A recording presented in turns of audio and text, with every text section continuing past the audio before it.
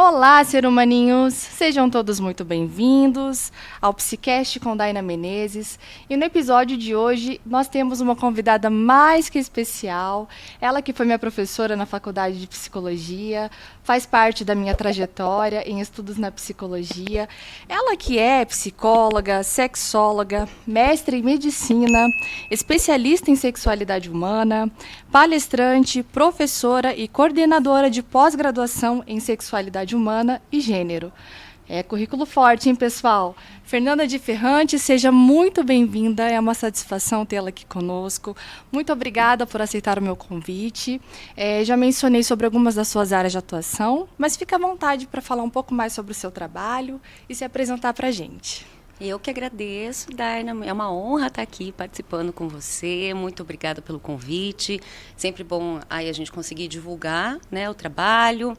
Acho que você me apresentou aí mais do que suficiente, é isso mesmo. E aí a gente vem de uma trajetória de formação, tem peso no currículo, mas são 20 anos aí de trajetória, né, dentro do campo da psicologia e formação. E isso acho que é um ponto bem importante. A gente sempre tem que buscar se especializar e quando se encontra o caminho aí, aprofundar cada vez mais e se tornar, né, um profissional de referência na área. A Fernanda, né, como eu falei, foi minha professora na faculdade e eu quero falar um pouquinho com você sobre relacionamentos, que você também atende esse nicho, né? Atendo, sim. E eu tenho escutado muito pessoal na clínica trazendo muitas queixas, pessoal, em relação à dificuldade de se relacionar de forma afetiva hoje em dia.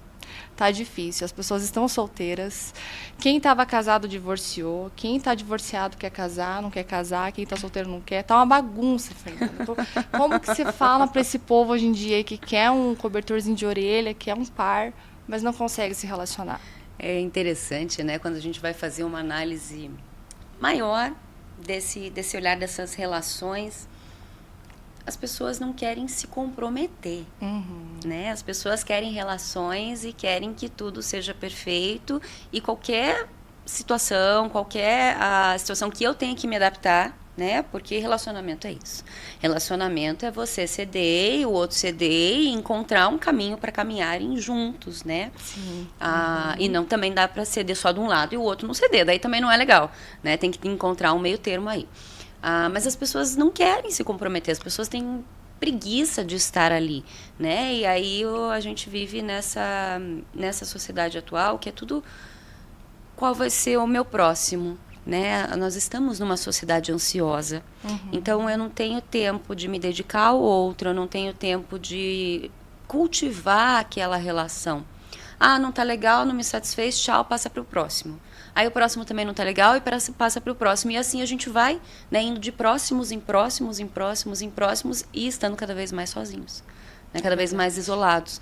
Então a necessidade desse olhar, né, desse cuidado, desse afeto, dessa dedicação que a gente tem que ter, né, dentro de uma relação, porque um relacionamento é uma plantinha. Se você não rega ela todo dia, ela vai secar, ela vai morrer. Então, é necessário investir ali. Só que dá trabalho. É verdade. Né? E ninguém quer trabalho hoje. Esse que é o problema. Ninguém quer ler um livro, ninguém quer ler um texto que tenha mais de 140 caracteres, ninguém quer entender o que diz além da manchete do jornal. Né? As pessoas não... A gente acaba, justamente por essa facilidade de acesso à informação, né? E dessa velocidade de informação que a gente é bombardeado o tempo inteiro com muitas informações de vários lados, a gente acaba não se aprofundando, né? E isso acontece nos relacionamentos também. Perfeito. Então, isso aí, ó, né, as consequências que a gente, como adulto, também sofre com a tecnologia. Porque Bauman já falava, né, de amores líquidos, né? Então, assim, sempre aquela sensação de que, aqui não deu certo, mas tem alguém ali na frente melhor. Exato. E isso com essa ideia de que, vou encontrar alguém melhor que essa pessoa, tá muito difícil, tchau. As relações vão ficando cada vez mais líquidas e as pessoas vão se substituindo como objetos. Isso. Quando, na verdade, a gente tem sentimento, a gente é profundidade, né? E claro que, em teoria, fica tudo mais fácil, né, gente? Mas, assim, um relacionamento a dois, eu também entendo, Fernanda, que tem que ter maturidade, né? Porque eu já tive relacionamentos quando eu era mais jovem. Agora eu tô na faixa dos 30, pessoal, já uma jovem adulta. E assim, a gente vai mudando algumas percepções, a gente vai aprendendo mais com a vida. Mas eu digo assim, se eu pudesse voltar hoje lá atrás, minha opinião como Daina falando, eu começaria a me relacionar agora, dos 30 pra frente. Claro que a idade é só um número, né? A gente amadurece conforme as experiências que vive. Mas eu entendo que a gente não tem muitos recursos para ter um relacionamento sério quando é novo ainda, né? Não sei se você concorda comigo. Eu concordo em partes com você. Depende, né? Todo psicólogo fala depende, tá, gente? Exato, depende. Né? Cada um é cada um, cada pessoa é diferente da outra. Sim, a gente tem, né? A questão, a idade vai dando esse amadurecimento pra gente. Mas também, se eu não me relacionar lá atrás, como é que eu vou conseguir amadurecer? Não tem as experiências, Não né? tem experiência. Como é que eu vou saber aonde que eu errei, o que eu não vou repetir, né? Então, eu acho que os relacionamentos ali da adolescência, né? Aquele primeiro amor, que é aquela paixão, aquele que dói. Quando termina, você sofre, o mundo vai acabar. Você fala, meu Deus do céu, nunca mais vai acontecer nada comigo.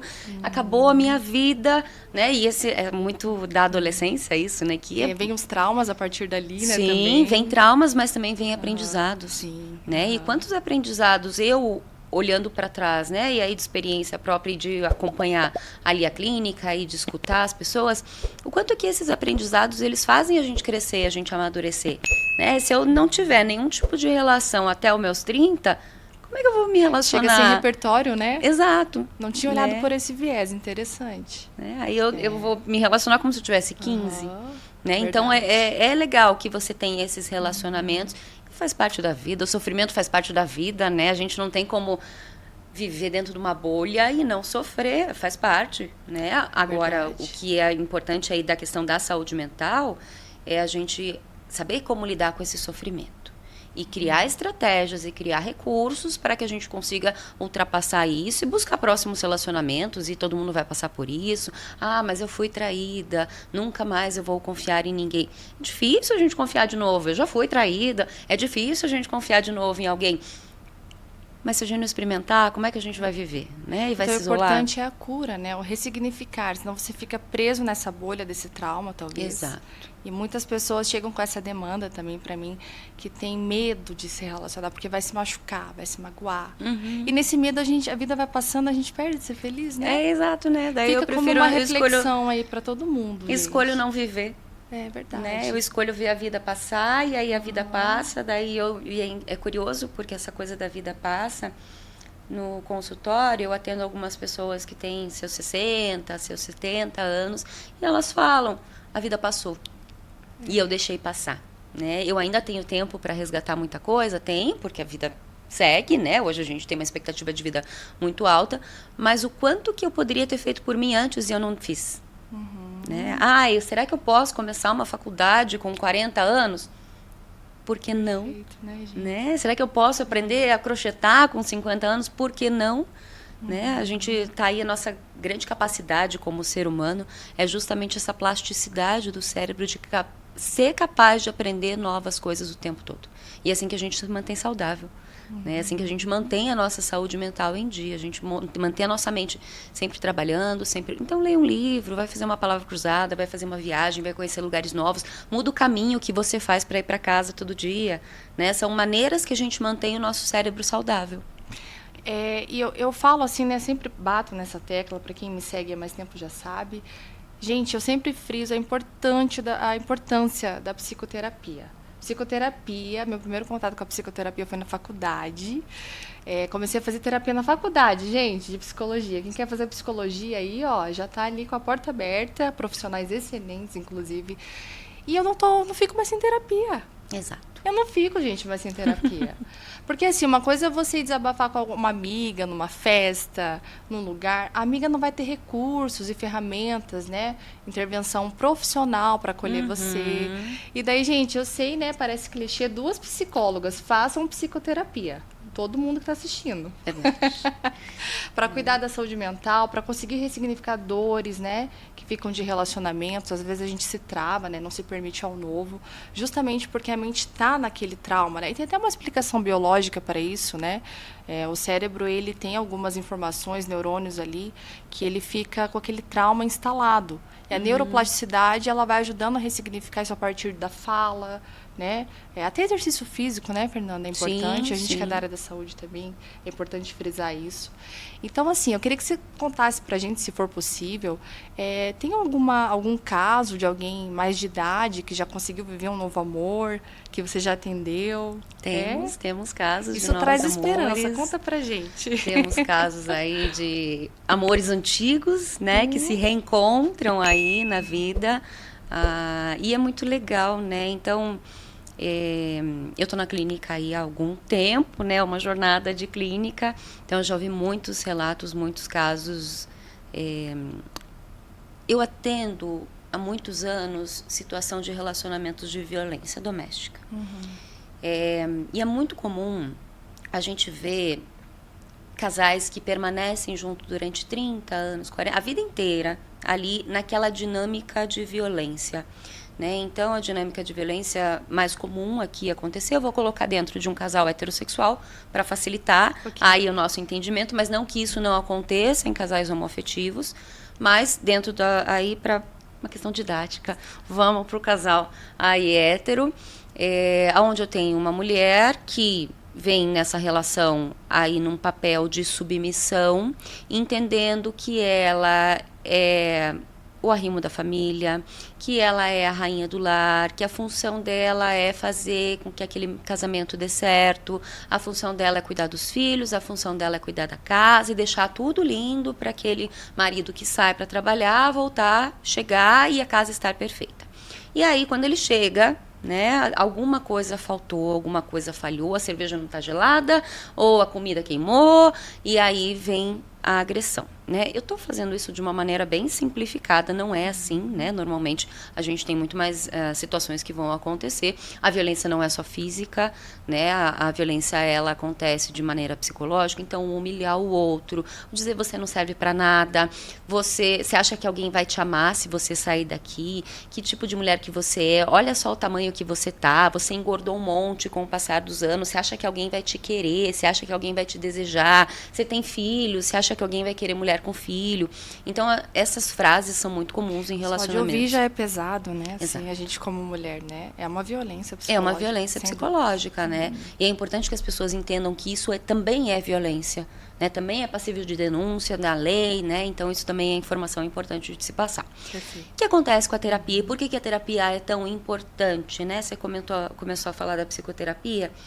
Quando essas mulheres chegam para mim no consultório, elas estão tão fragilizadas, elas estão tão alienadas de si mesmas, elas abriram mão de si mesmas e elas não entendem que elas têm um lugar no mundo, que não seja ao lado daquele sujeito que agride, que é violento, que é desagradável com os familiares, que é desagradável com os amigos, que ela não pode fazer.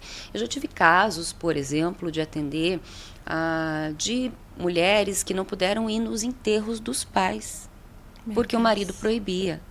Né? Então, o quão grave pode ser uma situação? Não é uma agressão física, não, mas o quanto que você cerceia a vida do outro, né? O quanto que você impede o outro de existir.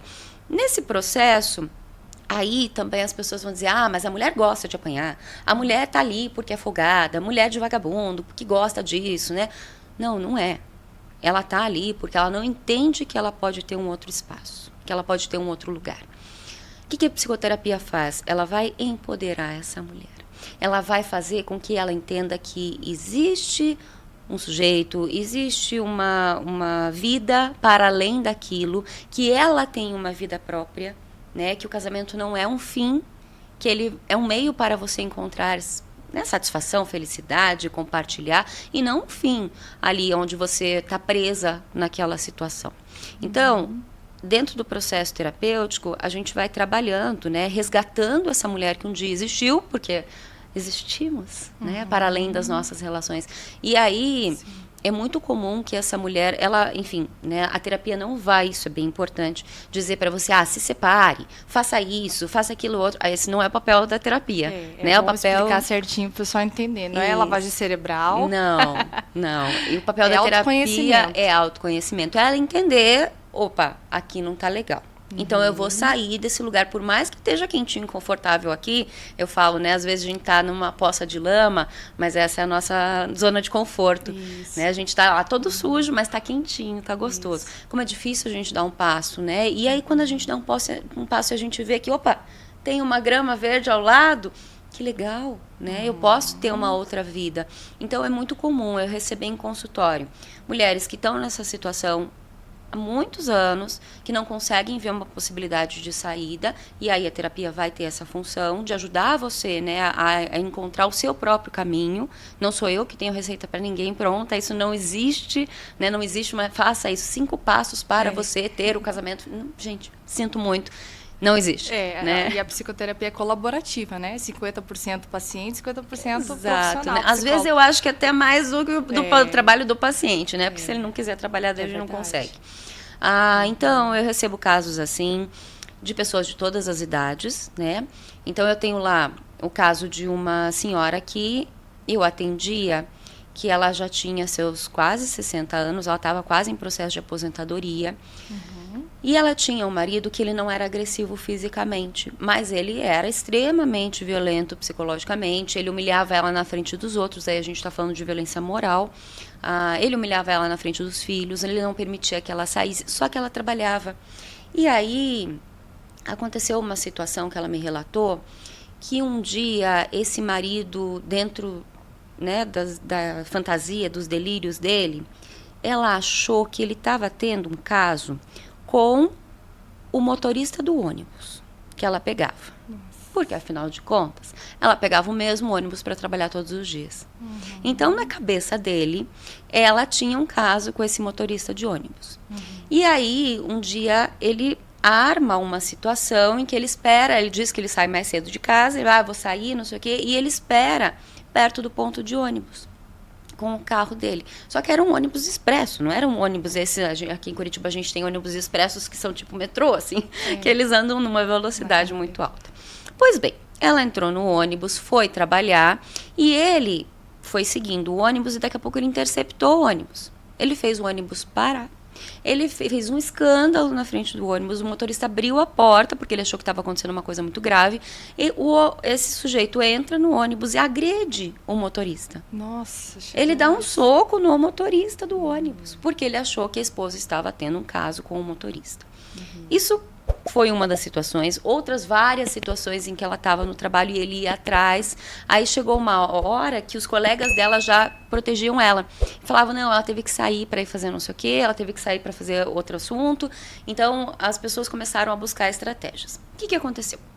Ela veio para consulta encaminhada ali pela chefe dela, né? Nessa época eu trabalhava em parceria com algumas empresas, então a chefe dela encaminhou ela para consulta. Foram 2 anos de processo terapêutico para ela entender. Veja, né? A gente está falando de uma pessoa com quase 60 anos, com 30 anos de casamento, com filhos adultos, né? Numa relação que já está muito incrustada ali. Então, foram 2 anos de processo terapêutico para ela entender que aquilo ali para ela não era uma vida legal. E aí, com o passar do tempo, o que foi fazendo? Ela foi entendendo que não, eu não quero mais isso para mim, não serve mais essa relação, eu quero viver em paz. E aí ela pede o divórcio, aquilo foi um processo bem complicado para ele aceitar, ele não aceitava, daí ela teve que ficar na casa dos filhos, protegida, né? Entrou com a Lei Maria da Penha também para se proteger, medida protetiva para ele se manter afastado. Passou o tempo, né? Eles se separaram, ele conseguiu aceitar, ainda, né, que bastante frustrado, mas ele conseguiu aceitar. E ela começou a reorganizar a vida, a ressignificar a vida, né? E aí ela começou a sair de novo, encontrou umas amigas do tempo mais novo dela, aí começou a encontrar essas amigas, começou a encontrar um grupo de amigos que ela tinha já de adolescência aí que se manteve aquela amizade, e nesse grupo de adolescência ela reencontrou um namorado lá de trás. Gente, essa história só melhora, só...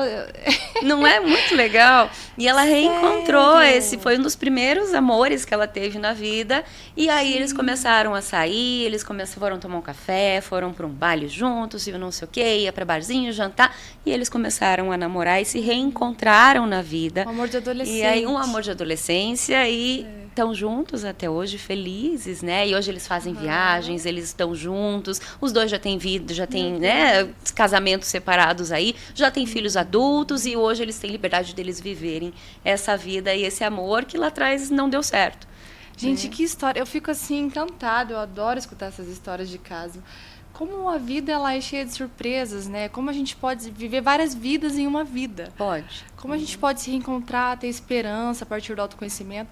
Autoconhecimento dói, né, Fernanda? Eu falo que, assim, eu uso uma metáfora.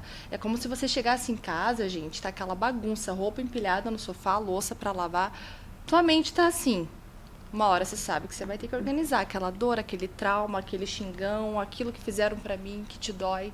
Você vai na psicoterapia, você vai dobrando uma peça de roupa, vai lavando um copo, vai lavando um prato. Quando você vê, tá tudo limpo. Mas deu trabalho para limpar. Deu. Mas depois que fica limpo, é uma paz. Exato. É isso Né? aí, Então, né? usa essa metáfora. Olha, dá para colocar essa metáfora fora nesse caso. Dá. Tudo que ela passou, Mas gente, para chegar... Também é importante dizer que vão começar a ter outras roupas, né? Sempre. Que vão ter que ser dobradas, a louça vai continuar sendo suja, Igual casa, né? todo dia tem coisa para arrumar, nossa mente também, né? Exato, né? Porque o quanto que a gente tem aí de informação, de pensamento, de vivência na nossa mente, né? Enfim, a vida vai passando e você vai acumulando essas roupas, né? É e verdade. o quanto que você precisa limpar o guarda-roupa de vez em quando, né? Tirar aquela roupa que você já não usa mais e doar ou jogar fora, enfim, fazer uma limpa, né? E acho que essa metáfora é ótima. Que A você manutenção, faz. né? Manutenção. Por isso, gente, que eu não fico mais em terapia. Eu tenho que fazer minha faxina todos os dias na minha cabeça, na minha cabecinha, né? E daí a gente vê, né, esse padrão, né, de relacionamento um pouco mais arcaico, ali onde a mulher é submissa e o homem é, né, o cabeça do lar. Isso vem até um pouco de uma religião, né? A gente está num país onde o grande índice de catolicismo e evangelismo, né, no Brasil, muitas famílias, né? Não estou querendo fazer uma crítica à religião, mas eu digo que é um paradigma, gente, que a gente segue de forma inconsciente, né? Onde tem um homem, a mulher, e relacionamentos são diversos relacionamentos, né? Como você falou, pega ali a questão de gênero, tem um relacionamento heteroafetivo, tem outras, né? Outras formas. Você que tem mais conhecimento, fala pra gente, Fernanda.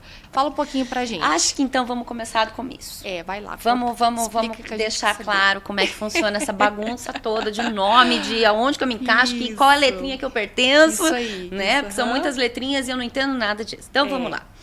A gente precisa primeiro separar o que é do campo do biológico, do fisiológico, o que é do campo de uma identidade, o que é do campo da orientação. Perfeito. Né? Então, eu tenho um bonequinho que eu uso, que é o bonequinho de gênero e de expressão, que fica mais fácil. O que é do campo do biológico a gente chama de sexo. Ok? Então, eu nasci lá com o sexo, fui designada com o sexo feminino, aí eu tenho XX, porque eu nasci com uma vulva, e aí lá no meu ultrassom, viram, né? Não tem aquela hora do ultrassom que você vai ver, ai, menino é menina, né? Então, aí designa-se ao nascer. Ok. Masculino ou feminino. Também tem o intersexo, não vou entrar nesse lugar agora, né? Mas existem variações aí entre o XX e o XY, que vão ter outros modelos, né? De corpo, de vagina, de vulva, de pênis, de útero, enfim, outros assuntos para uma outra conversa aqui.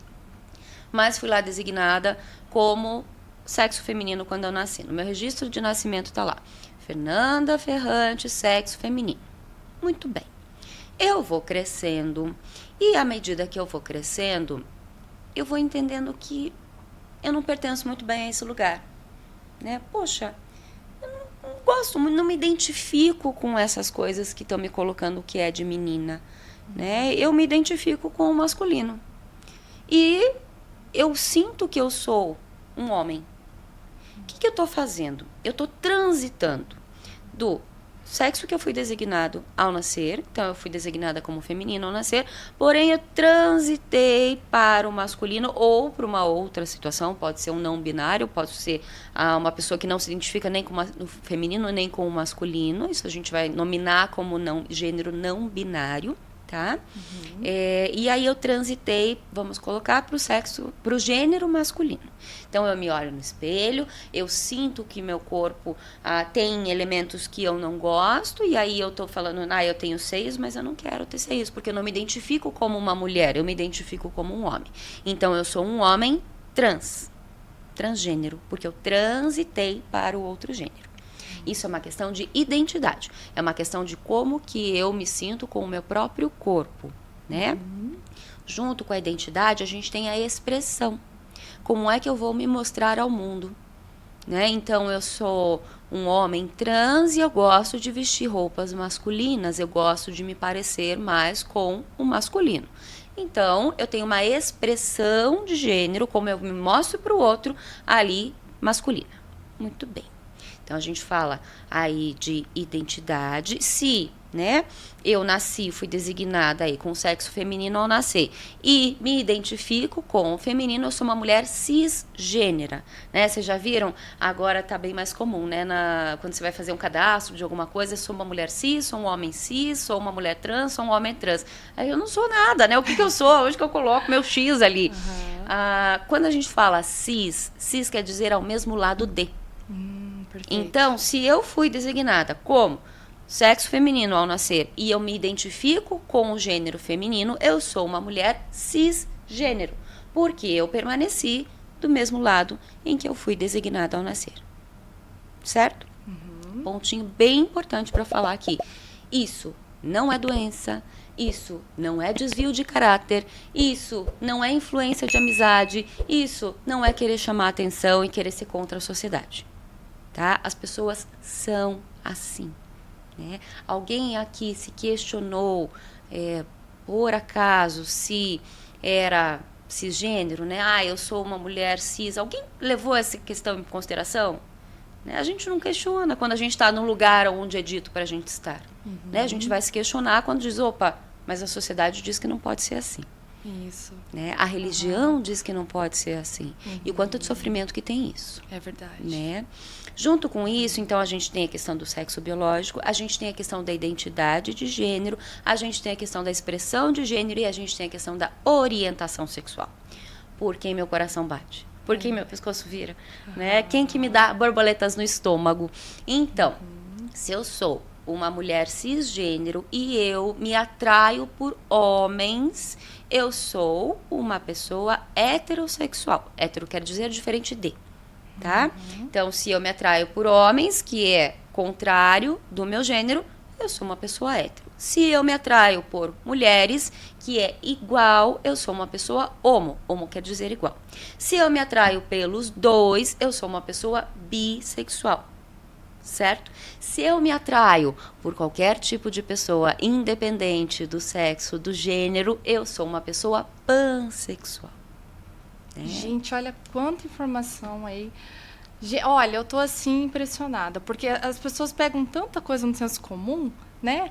E aí sai mistura tudo na sai... mesma salada e vira uma... Quantas camadas até, Exato. né? Quantos polos. E as pessoas tendem a achar também... E isso bagunça toda a sexualidade das pessoas, né?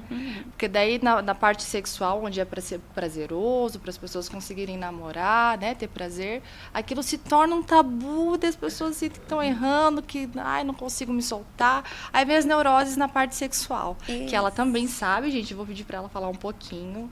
É a área dela, ela tem muito entendimento.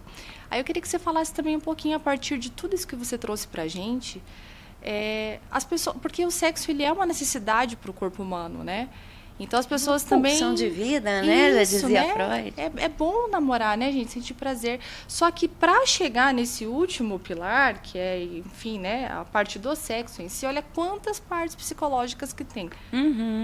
Não só né? psicológicas, mas sociais, né? Também. De moralidade, de crenças, né? É muito recente a gente ter a possibilidade e a liberdade de viver uma vida sexual plena. Né? As mulheres não era permitido isso. Até a década de 90 ali, eu tinha letra, se eu não me engano, depois se confere essa informação aí, mas até os anos 2000 existia uma lei no Brasil em que era possível anular um casamento se a mulher não fosse virgem. Nossa, gente, absurdo. Que tal? Né? Absurdo. Então, pensa, isso era lei. Né? Anos 90 foi quando eu nasci, gente. E é muito recente. Né? Eu não tenho certeza da data dessa lei, mas não faz muito tempo não que ela foi revogada. Então, assim, sempre foi esperado esse comportamento da mulher de se preservar, né? De você não sair para ir ficando com qualquer pessoa. É muito fácil a gente ver isso, né? Se eu tenho uma mulher solteira que sai e fica com 3, 4 caras na balada, o que ela vai ser? A vagabunda, Rodada. a prostituta, a rodada, a que, né, todo mundo pega, né? E aí a gente vem com todos os xingamentos possíveis. Violência também psicológica entra Com aí. certeza, né? As violências, e essa daí não serve para nada, essa daí essa daí fica com qualquer um, né? E o quanto que é pejorativo para a mulher estar nesse lugar. O quanto que é ruim ser mal vista por conta do meu comportamento afetivo sexual.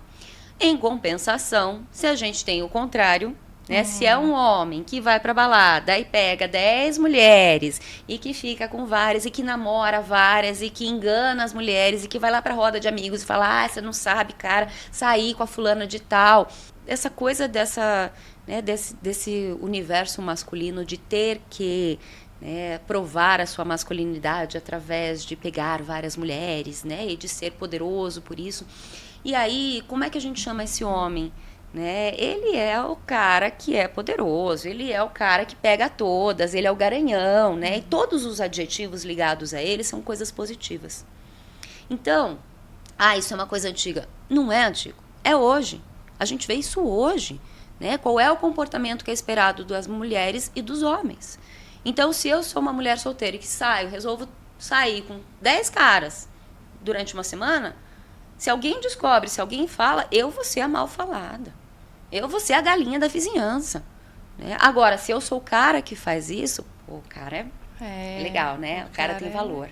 Esse cara é grandão, esse cara consegue. Exato. Eu não sei se você vai concordar comigo, Fernanda, mas assim, eu entendo que isso também traz um lugar de um ego, né, masculino, no qual eles têm que se inflar, ser, né, o cara viril na cama, o cara que consegue dar conta. E vai ver, às vezes, o cara nem consegue tudo isso. Não generalizando, né, gente? Tem casos e casos. Mas o homem, ele tenta se provar muito nisso ainda, né? Sim. Pela mulher que pega, pelo dinheiro que ele tem. Isso tudo, no fundo, acho que é uma grande carência, assim, do homem. E aí a gente Está vai nesse entrar papel, num né? lugar bem importante dessa fragilidade masculina. Né? O homem não pode ser frágil. Todas as emoções que são permitidas ao menino, né? Isso aí, o menino pode ser agressivo, ele pode bater, pode brigar, né? Ele não pode demonstrar. Menino não chora. Né? Chorar é coisa de menininha. Então, é ensinado a esse homem desde que ele nasce que para ser homem eu não posso mostrar as minhas emoções. Né? Que eu preciso ser forte, eu preciso ser poderoso, eu preciso ser viril. E junto com isso, a gente tem a questão da potência masculina. Então, assim, hoje eu recebo em consultório diversos homens, não é um ou outro, são muitos homens, com questão de disfunção sexual ligado a quadros de impotência, ligados a quadros de ejaculação precoce, em função dessa exigência de performance, né? Hoje a gente tem uma questão da pornografia aí muito presente, muito fácil o acesso você ter pornografia, né? Então você entra lá no Xvideos e tal, é muito fácil você ter acesso à pornografia. Então eu tenho diversos homens que são viciados em pornografia, pessoas que chegam a passar 8 horas por dia vendo pornografia, né, que se machucam de tanto se masturbarem, porque isso se tornou um vício, e que chegam para as consultas já num quadro muito fragilizado, muito adoecido, porque até eu conseguir admitir que eu preciso de ajuda é muito difícil, né? Porque o homem não precisa de ajuda. Precisa. Tá tudo bem você ser frágil, né? Você não precisa ser potente o tempo todo, você não precisa ser esse garanhão o tempo todo, né? A fragilidade faz parte do ser humano, a fragilidade faz parte da vida, né? Então, se permita sentir, se permita se apaixonar também, né? Se permita falhar, né? E o quanto que, por exemplo, se eu falhei uma vez ali na relação sexual, se eu tive, né, um quadro, sei lá, de impotência na relação sexual, na próxima relação, isso vai me gerar uma ansiedade. A gente tem o que a gente chama ciclo de resposta sexual, que funciona diferente para homens e mulheres. Os homens vão ter esse ciclo, vai ter a parte da excitação, vai ter a parte do orgasmo, o gozo, e aí volta para baixo, né? A mulher já é um pouquinho diferente, ela pode voltar ali, ela faz um looping ali, ela consegue se excitar novamente sem ter que baixar. Pois bem, nesse processo de ciclo de resposta sexual, se eu tive uma experiência anterior, onde eu não fui bem sucedido, onde eu tive uma ejaculação precoce, onde eu tive um orgasmo em 3 minutos, por exemplo, ou onde eu tive uma impotência, não consegui me manter ereto, não consegui manter essa ereção, na próxima relação, ele vai com isso na cabeça. Parte psicológica, né? E ele exige uma performance, né? E aí ele entende que essa mulher também vai exigir dele essa potência, né? Aí, o que vai acontecer? Ele vai se frustrar e ele já está ansioso, então ele muito provavelmente vai repetir aquela situação. E isso, com o passar do tempo, vai se tornar aí um problema. Né, uma disfunção, porque ele vai com essa ansiedade de performance, né, com a ansiedade de que eu tenho que manter uma ereção durante tanto tempo, eu tenho que satisfazer a minha parceira durante tanto tempo, ou meu parceiro, né, tanto faz o tipo de relação aqui. E aí eu recebo em consultório homens que estão num sofrimento muito grande, que já desenvolveram transtornos de ansiedade generalizada, muitas vezes em função aí dessa questão sexual.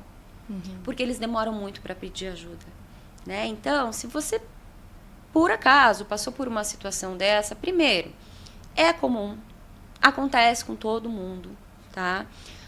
Segundo ponto, conversa com seu parceiro, com a sua parceira, né? O diálogo, ele é fundamental para que você consiga ter uma relação saudável. Se você não é capaz de falar para o seu parceiro ou para a sua parceira, olha, teve uma situação dessa, vamos tentar buscar uma estratégia junto pra gente, eu tô ansioso, né, isso tá me gerando ansiedade, como é que eu vou conseguir manter uma relação?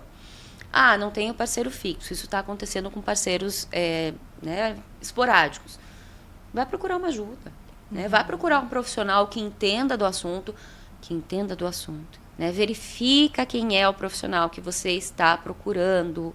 Isso é muito importante. O que a gente tem aí de pessoas que dão soluções rápidas, né, que trazem soluções mágicas, né? Se você fizer isso, chazinho, gente, isso não existe. Receita de bolo, né? Não é bem não assim, a tem vida receita real... de bolo, porque cada um é único. O que te levou a passar por essa situação foi com você, não foi com o outro, né? Por mais que o outro tenha tido uma experiência que deu certo para ele, que funcionou, isso não necessariamente vai funcionar com você. Por isso que a terapia ela é tão importante, né? Então, a questão da masculinidade, ela é o buraco um pouquinho mais embaixo, justamente porque tem essa resistência de procurar ajuda. As mulheres têm mais facilidade de procurar ajuda. Então, assim, pelo que eu vejo, né, que a gente está trocando essa ideia, se por um lado as mulheres são reprimidas e são julgadas por terem vários parceiros, a forma do homem ser reprimido e sofrer de forma calado é na potência que ele tem que ter na cama como a mulher. E, de certa forma, a pornografia não é a vida real, né? Aí, quando o homem vai tentar se envolver com uma mulher de forma sexual, ele fica, talvez, com aquelas imagens na memória, aqueles atores, né? E achando que tem que comparecer como aquele filme. E isso vai trazendo muito transtorno na cabeça do homem. Então, e de certa forma a mulher também paga o pato, né, gente? Porque daí as mulheres não é aquilo que a gente, né, já sabe, é vida real. O corpo da mulher, ele é delicado, tem que ter o toque, o afeto, o carinho. Não é chegar ali algo totalmente objetificado, como no filme pornográfico. A gente pode ter um uso saudável da pornografia. Né? Como que isso seria possível, Fernanda? Por exemplo, eu tenho casais ali que estão com uma libido baixa, né? Com o passar dos anos, a nossa libido vai baixar. É hormonal, é natural, o corpo passa por isso, né? Principalmente as mulheres que estão entrando no climatério, que estão entrando na menopausa, aí dá uma baixada na libido. Então, existem estratégias de técnicas aí terapêuticas que a gente sugere que esse casal juntos assista um filme pornográfico. Gente, técnicas terapêuticas, tá? Não é para ir no vizinho buscar uma técnica. Agora até eu quero descobrir como que é possível. E aí, aquele vídeo, ele pode servir de estímulo para esse casal, por exemplo. Ou, às vezes, outra situação bastante comum, mulheres com dor na relação sexual. Dor em relação sexual não é normal em nenhum caso. Nenhum. Ah, mas eu sinto... Não. Sentiu dor, vai procurar um profissional. Não é normal, tá? Ah, se é dor em função de um ressecamento que eu tô tendo, vai procurar o que está acontecendo. Pode ser uma questão hormonal, né? Se é dor em função de que eu travo, né? Eu não consigo relaxar meu canal vaginal para ter uma penetração. Vai procurar, porque muito provavelmente está ligado às tuas crenças, à tua moralidade, está muito ligado à maneira como você foi criada, porque afinal de contas, fecha essas pernas, menina. A gente ouve isso o tempo todo, né? Enfim, dor em relação sexual não é normal. E aí, existem essas técnicas que a gente vai fazer com que essa mulher, por exemplo, para tratar o vaginismo, a vulvodínia, a dispareunia, que são as dores relacionadas à relação sexual, aí você vai utilizar um filme pornô para que ela se excite, para que ela comece a ter lubrificação, para que ela comece a fazer o corpo dela funcionar. Ela mesmo vai se masturbar, vai introduzir dedos, depois vai introduzir objetos. E são técnicas terapêuticas mesmo que a gente vai utilizar com essas pessoas que têm dores ou que travam nas relações, né? Então, primeiro você usa isso individualmente, depois com o parceiro ou com a parceira. Né? Tanto faz aí com quem que você vai utilizar, tanto faz o que você fizer em quatro paredes, contanto que tenha respeito, esteja dentro dos limites da lei e seja combinado. Tudo que é demais não é bom. Então, assim, tem a função positiva? Tem. Quando extrapola aquilo ali, quando você precisa, né? Como é que eu sei que a pornografia não tá legal para mim? Né? Quais são dicas que eu posso ter aí para dizer, opa, tá demais. Quando você precisa assistir aquilo, né? Chega uma hora do dia lá, eu preciso assistir um filme ali pornográfico. Né? Quando você só tem prazer se você tem aquilo presente, né? Quando você só chega ao orgasmo se você assistiu uma pornografia antes. Né? Quando você pensa no filme pornográfico o tempo todo. Quando aquilo se faz presente na sua vida e quando você não consegue encontrar outras formas de ter prazer, aquilo é um problema. Perfeito, muito bem explicado. Então, tudo que passa do uso, né, equilibrado se torna um vício. Exato. Já não é mais saudável. Isso serve para rede social, para um vinho que você toma quando chega em casa depois do trabalho, para, né, qualquer coisa que você... Como uma faca, ela vai cortar um pão, ela pode matar alguém. Você tem que saber utilizar. Como que você vai usar ela, né? Se você vai usar seu benefício ou prejudicar. Quantos ensinamentos aqui hoje, hein, pessoal? Perfeito, né, gente? Eu acertei na minha convidada, a Fernanda, né? Olha só, gente, quantos ensinamentos, que bacana. Como a gente precisa, né, aprender as coisas ainda nessa sociedade, que a gente tem informações ali o tempo todo, a gente ainda precisa estudar mais, buscar autoconhecimento, escutar, gente, profissionais que têm experiência, que sabem ensinar as coisas pra gente, né? E eu quero já ir finalizando, então, agradecer, né? Tá dando o nosso tempo ali. Essa conversa é excelente, né? Eu aprendi... Gente, ela foi minha professora, né? Tem que respeitar isso aqui. Aprendi muito com ela. Aqui foi ali no, acho que, 8º período que a gente teve aula com você sobre política, gêneros e sexualidade. Foi, para vocês, acho que foi... acho que por aí, 8º, 9º ou 10º. Mas no finalzinho já da faculdade que tá essa disciplina, que está alocada estrategicamente no final, para que vocês já saiam aí com conhecimento, porque ela tem um caráter muito prático, né? Inclusive, é a primeira disciplina de cursos de psicologia em gênero e sexualidade. Não tinha nos cursos de psicologia esse tema. Nossa, gente, eu quero fazer ainda com ela isso, eu vou fazer ainda. Vem fazer a pós. Eu vou fazer. Vamos lá, estamos com as matrículas abertas. Quem que aí não senta com uma mulher dessa e não quer aprender tudo isso, gente? Se preparar para essa sociedade moderna, né, Lara? Você também, a Lara, ela é jovem também. Vou pegar do pé da Lara, né? Que a gente vive muito assim desses contextos assim nos dias de hoje. Mas então, pessoal, eu quero falar para vocês aqui, vou deixar o Instagram da Fernanda. Fala o seu Instagram pra gente, Fernanda. Meu Instagram é @psi.fernandadiferrante. Aí você vai encontrar várias informações, tem meu contato lá. Tem site também, se você colocar www.psifernandadeferrante.com.br. Aí você encontra a minha agenda, você encontra horários de consulta, você encontra informações. Me segue lá, que volta e meia eu estou compartilhando. Eu gosto de compartilhar informações aí necessárias sobre a sexualidade. Eu sou uma pessoa que eu gosto de quebrar preconceitos, que eu levanto umas bandeiras, falo, olha, para que pensar assim? A gente tem que pensar fora da caixa. Isso mesmo. E sair um pouquinho dessa sociedade preconceituosa, dessa sociedade violenta que a gente vive. Verdade. Então, pessoal, sigam ela. Também siga a gente aqui no canal do YouTube, Psicast, tá? Vocês digitam lá, já encontra essa matéria inteira aqui, esse episódio. Sejam todos muito bem-vindos. Segue a gente também ali no Instagram, psicast.psy. E logo mais eu vou trazer mais novidades para vocês, mais profissionais feras como a Fernanda aqui, para a gente poder ampliar nosso conhecimento e quebrar a ignorância, né, gente? Século XXI, bora evoluir. Obrigada a todo mundo aí. Tchau, tchau. Fiquem com Deus. Fernanda, muito obrigada. Um prazer recebê-la aqui. Uma honra. Obrigada Taina, por toda a informação. E olha, parabéns por esse espaço. Obrigada. Acho que quanto mais espaço com informação embasada, com informação científica a gente tiver, é sempre melhor. É isso aí. Né? E eu agradeço que você fez parte do que eu sei hoje, o que eu aprendi. Devo muito a ela também, gente. Beijo para todos vocês. Tchau, tchau. obrigada. Até a próxima.